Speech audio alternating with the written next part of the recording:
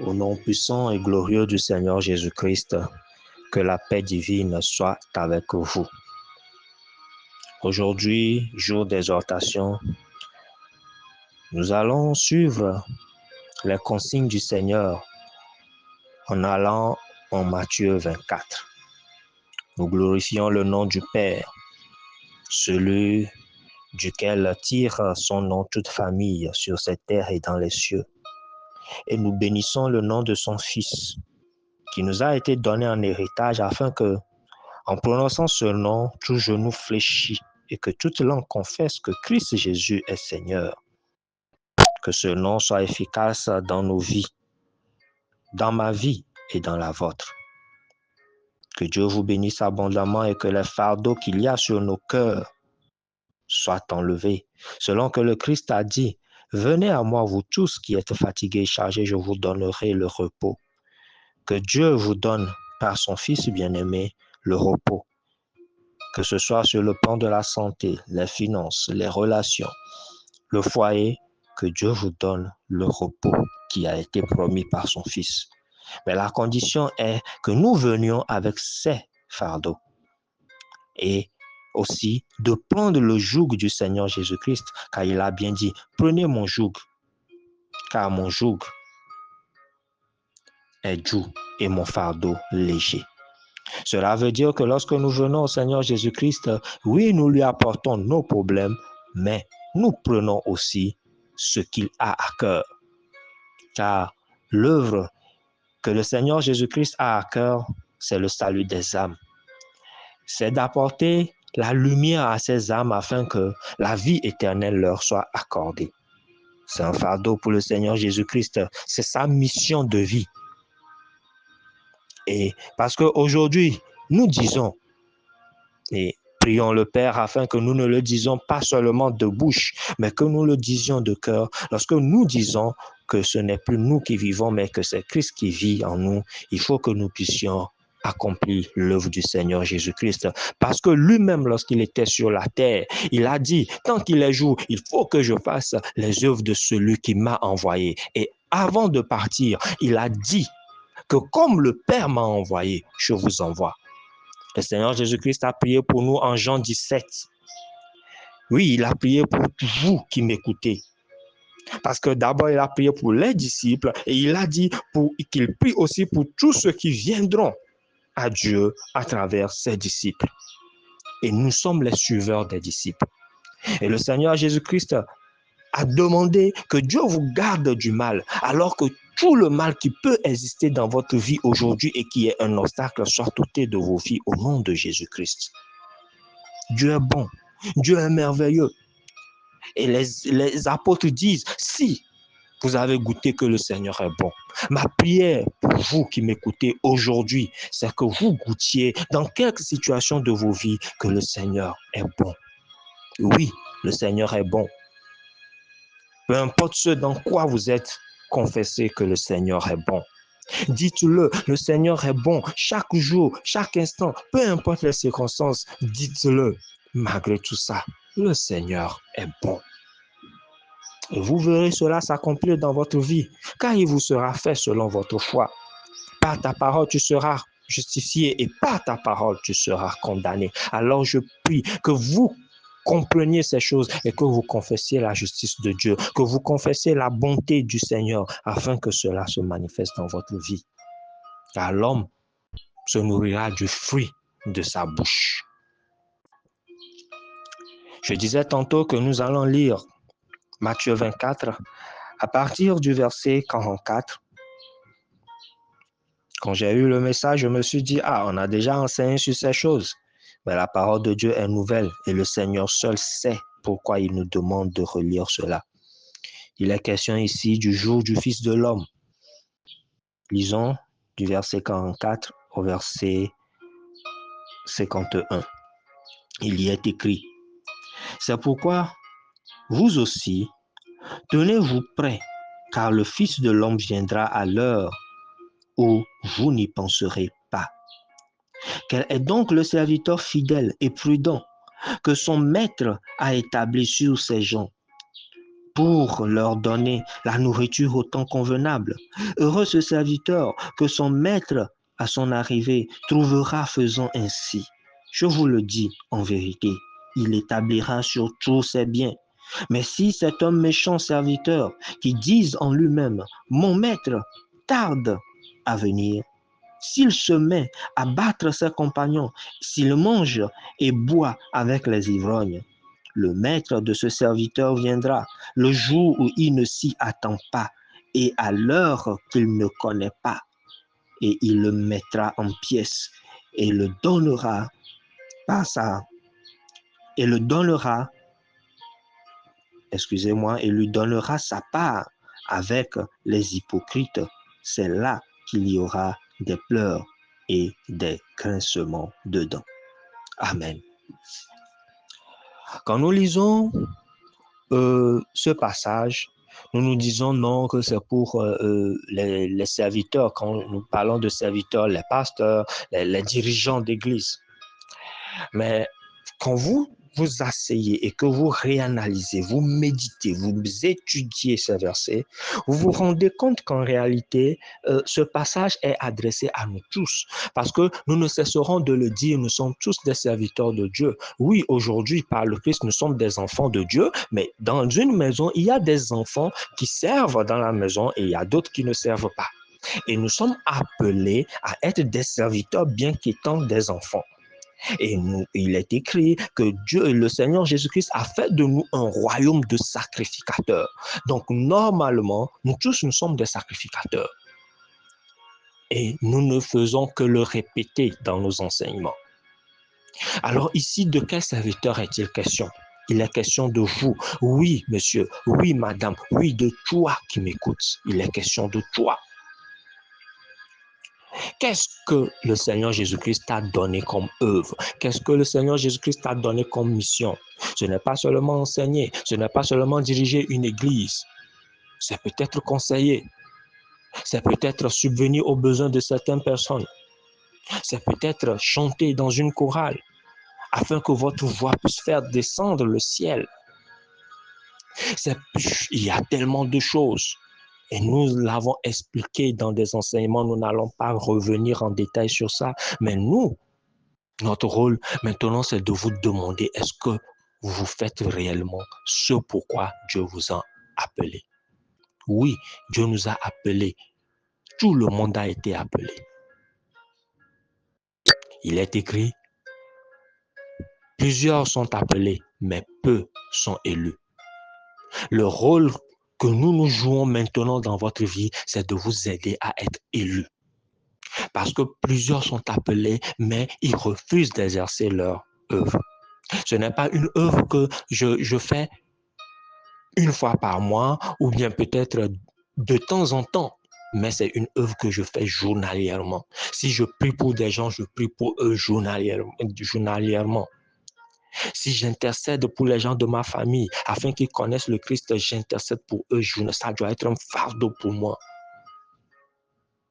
Si je sers dans une communauté, je dois servir chaque fois, hebdomadairement s'il le faut, chaque jour s'il le faut. Il faut que je sois fidèle parce que ici, il est question du serviteur fidèle.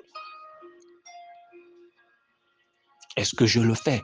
Ou bien de temps en temps, je me réveille et je le fais. Et quand je le fais, ce n'est même pas pour Dieu. C'est pour que les gens puissent me compter parmi le peuple, qu'on puisse me compter parmi la communauté, pour que lorsque quelque chose va m'arriver, que les gens me suivent. C'est ce que l'homme fait maintenant. Nous sommes dans les églises comme dans des associations, alors que nous avons une mission plus élevée.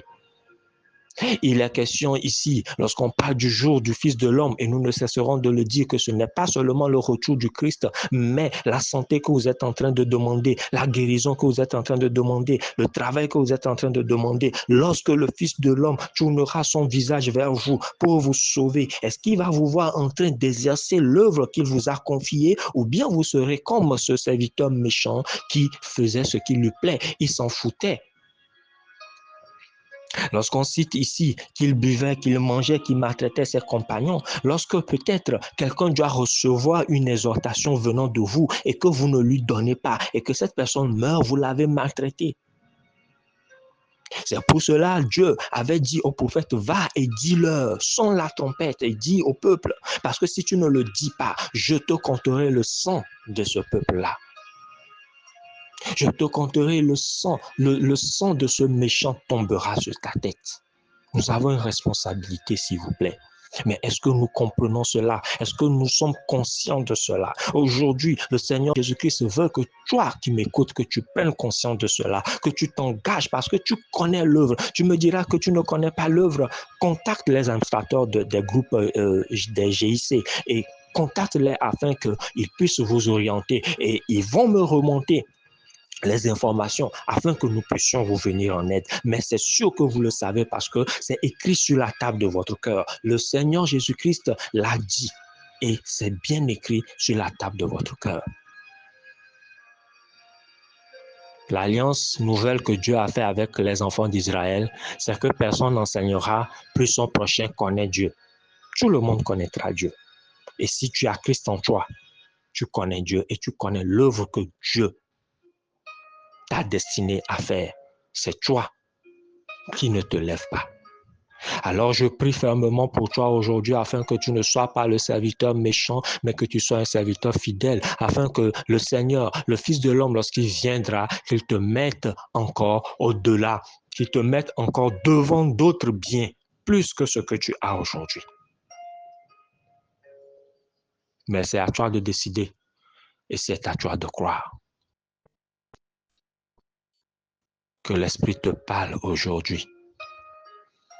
Car je sais que l'Esprit est en toi et il ne cesse de parler.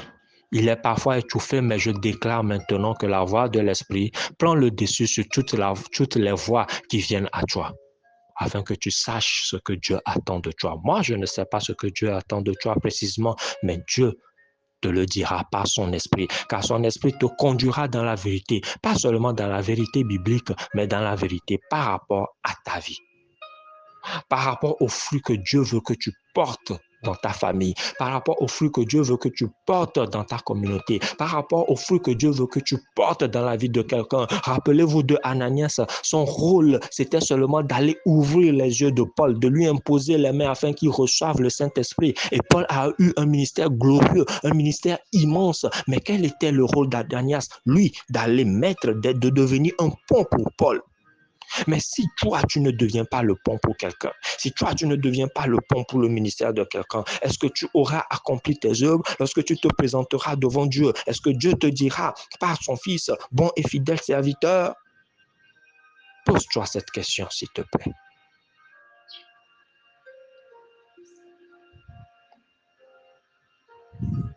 À bon attendeur, salut.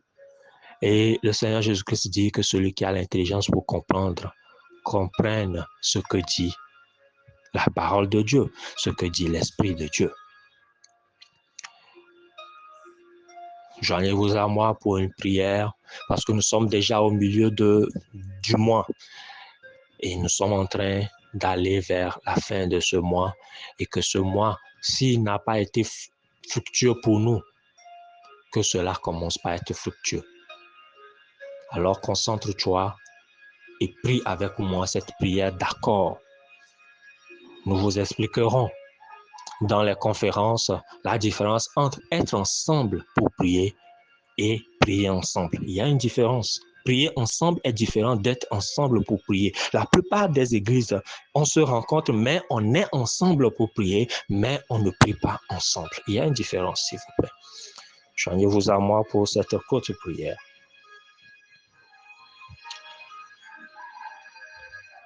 Ô Père Tout-Puissant, Créateur des cieux et de la terre, Maître de l'univers, toi qui es le Père et le Dieu du Seigneur Jésus-Christ. Tu es notre Père, tu es notre Dieu. Toi qui es le Dieu d'Abraham, d'Isaac et de Jacob. Toi qui as toute autorité sur toutes les œuvres de tes mains et qui as donné pour héritage à tes enfants cette terre. Nous avons la responsabilité d'illuminer cette terre. Nous avons la responsabilité de saler cette terre. Oui, c'est ta volonté pour nous. Mais nous ne pouvons rien faire sans le Christ, car il a dit sans moi, vous ne pouvez rien faire. Et nous ne pouvons rien faire sans ton Esprit Saint. C'est pour cela que nous venons à toi, Papa, ce matin, afin que tu illumine nos vies, afin que tu déverses sur nous la puissance de ton esprit, la puissance de ton esprit qui t'a servi à ressusciter le Seigneur Jésus-Christ des morts. Oui, nous savons que cette puissance-là est en nous et nous te demandons d'activer cela en nous, car nous ne pouvons rien faire si ce n'est ta capacité que tu nous as donnée qui peut nous aider afin que nous puissions nous élever dans ce monde pervers et corrompu. Des fois, nous avons la volonté, mais nous sommes faibles, nous faisons la paresse. Nous te demandons de nous donner la force, car c'est toi aussi qui nous donnes la force. Nous ne voulons pas compter sur nous, nous voulons compter sur toi, Papa. Alors, Père, par le Seigneur Jésus-Christ, par la grâce que tu nous as accordée, nous te demandons de nous élever. Nous te demandons de nous fortifier. Nous te demandons de nous éclairer. Nous te demandons de nous donner le caractère nécessaire afin de pouvoir accomplir les œuvres que tu as prévues pour nous. Quelqu'un parmi nous a des problèmes de santé. Quelqu'un parmi nous est en train de chercher un mari ou une femme. Quelqu'un parmi nous a un problème financier. Papa, tu connais toutes ces choses. Et nous prenons le fardeau de Seigneur Jésus-Christ afin que Christ porte notre fardeau. Père, nous demandons pour toute personne, dans un problème que ce soit, nous demandons ta miséricorde.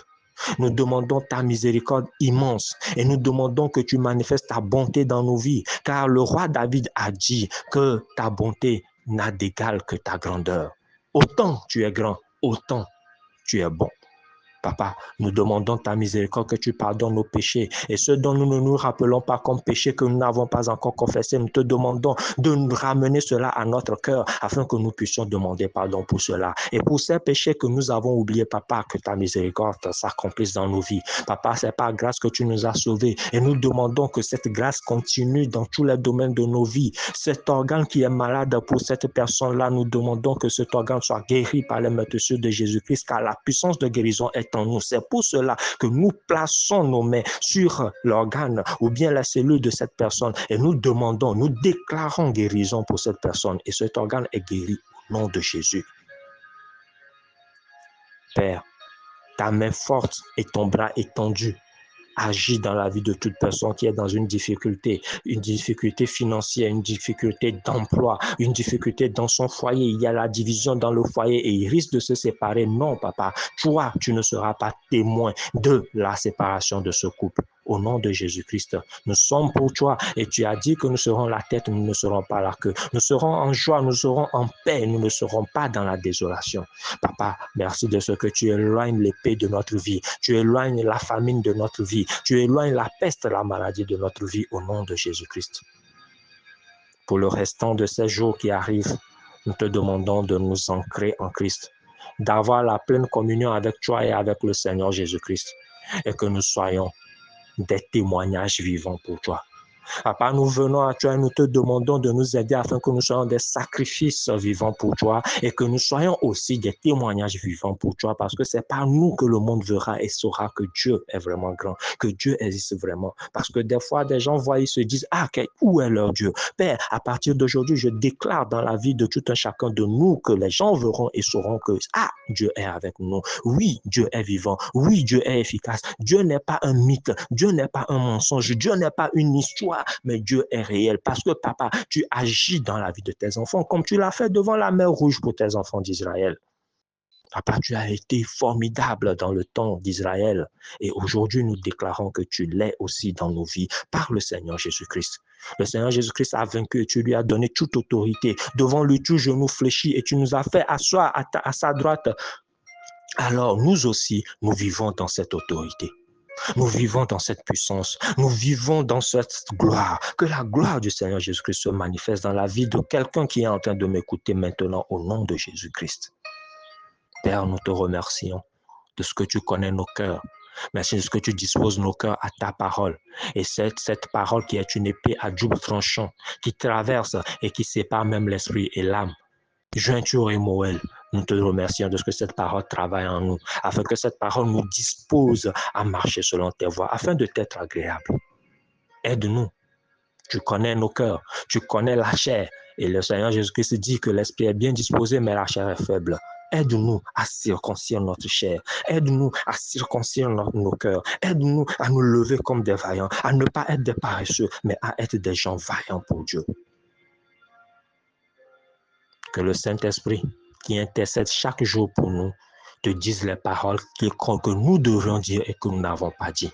Et que tes anges qui te rappellent chaque jour les prières de tes enfants, que ces anges-là ne te donnent pas de relâche jusqu'à ce que tu aies agi dans la vie de ta fille qui m'écoute, jusqu'à ce que tu aies agi dans la vie de ton fils qui m'écoute, au nom de Jésus-Christ.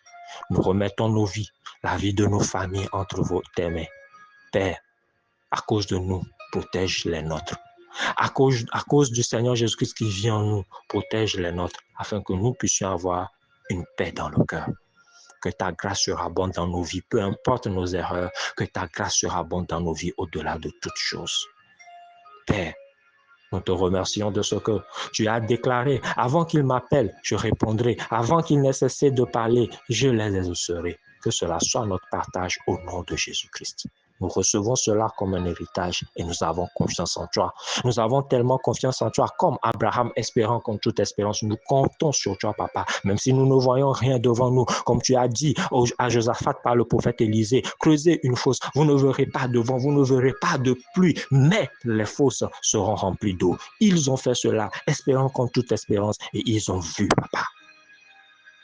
Manifeste tes miracles dans nos vies. Manifeste tes miracles dans nos vies. Manifeste au-delà de tes bénédictions. Manifeste tes miracles dans nos vies afin que nous voyions et que nous soyons le cœur gai. Nous semons notre obéissance et nous récoltons tes miracles au nom de Jésus-Christ. Car il est écrit que ceux qui sèment avec pleurs, ils moissonneront avec chant d'allégresse. Nous semons notre obéissance, nous semons notre humilité devant toi et nous te remercions de ce que toi, tu nous fais moissonner la gloire, tu nous fais moissonner la santé, tu nous fais moissonner la guérison, tu nous fais moissonner l'abondance financière, tu nous fais moissonner la paix dans le foyer, tu nous fais moissonner le mariage au nom de Jésus. Que cela soit ainsi dans la vie de nous qui avons confiance en toi. Par le Seigneur Jésus-Christ, notre maître, notre guide, notre chemin vers ton cœur. Que cela soit ainsi au nom de Jésus-Christ. Amen, amen. Bien-aimé, que Dieu te bénisse. À la prochaine. Appelle-moi Sage.